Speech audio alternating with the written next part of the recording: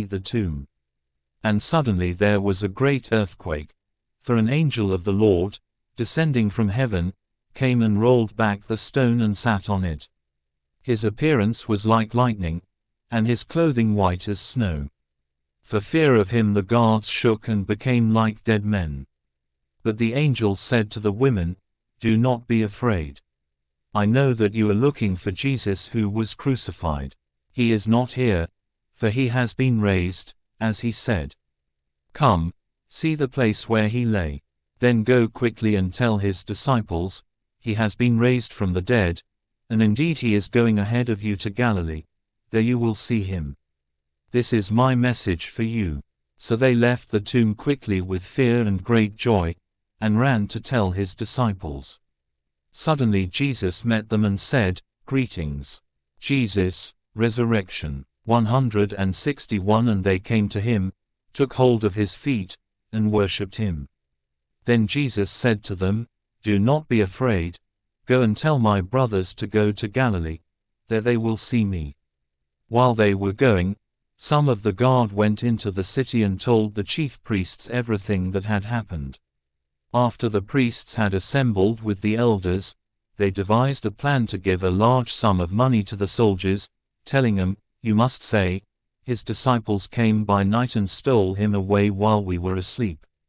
If this comes to the governor's ears, we will satisfy him and keep you out of trouble." So they took the money and did as they were directed. And this story is still told among the Jews to this day. Matthew 27, 57-28.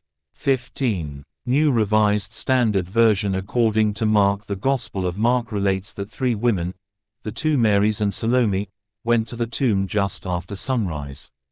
The stone blocking the tomb's entrance had already been rolled away, and when they entered the tomb they found a young man dressed in white.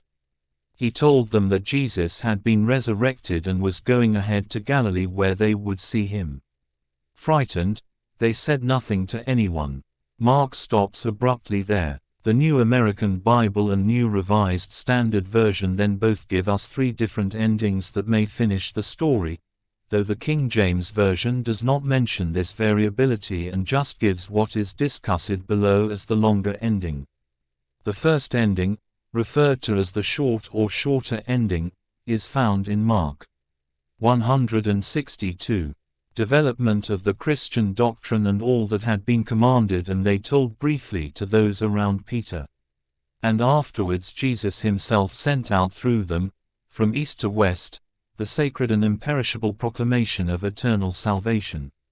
Mark 16:8. New Revised Standard Version. The long or longer ending, Mark 16:9-20, is found in some Greek manuscripts and gives details of Jesus' further appearances on earth, his commissioning of the disciples and his ascension into heaven. Neither ending seems to fit comfortably into the flow of Mark's narration, nor do they agree with one another. Finally, a third variation, known as the Phreologion, is inserted after Mark 16:14 in the manuscript held in the Freer Gallery of Art in Washington, D.C. The Freer manuscript dates to the 4th or 5th century AD.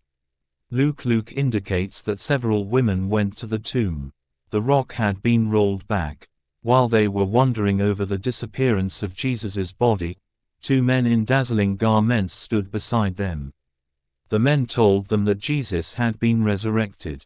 The women went back and told the others, but were not believed. Peter also went to check. Jesus then appeared to 2 of his followers on the road to Emmaus. They did not recognize him until they sat to eat together, whereupon he vanished. When they returned to Jerusalem to tell the deceased places, Jesus appeared among them all. They thought that he was a ghost and were frightened. He reassured them and spoke of his fulfillment of the ancient prophecies. Then he led them out near Bethany, blessed them and ascended into heaven. But at daybreak on the first day of the week they took the spices they had prepared and went to the tomb. They found the stone rolled away from the tomb. Jesus' resurrection. 163. But when they entered, they did not find the body of the Lord Jesus. While they were puzzling over this, Behold, two men in dazzling garments appeared to them.